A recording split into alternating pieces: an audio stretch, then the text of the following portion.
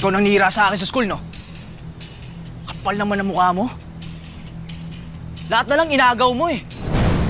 Si Zeph, yung basketball team. Ano, pati ba naman si Miss Chinchin na wala na rin sa akin? Ano pa? Ha? Ang tigas ng mukha mo, Mang Angken. Eh, lahat naman lang sinabi mo, hindi sa'yo. At kayo din ng Tita Silvia mo, ang naghukay na sarili niyong libingan nung niloko niyo si Miss Chinchin. Miss Chinchin?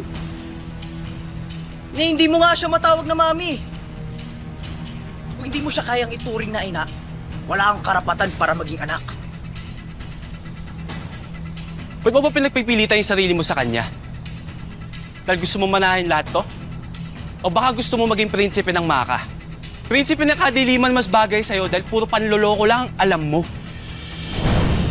Sabi mo, tado ka! Uy! Uy! Tama niyo yan! Bryce, pagsabihin mo nga yung mga kagrupa mo, parang sumusunod na ako kay Antonio, ayoko din ang gulo! Bryce, umawat ka na! Si Daisy! Tama na! Ano ba? Pwede! Tama na! Huwag kang mayanap dito! O bakit? Tama na! Tama na! Tumigil na! Tumigil na kayo, pre! Hindi na mo sila! Magsabihan muna na kasi sila!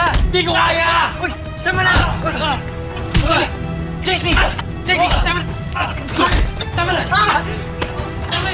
Tama na!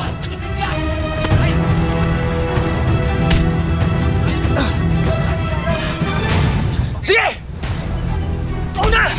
Ang prinsipe! Ikaw na lahat! Ikaw na mahal ni Chef!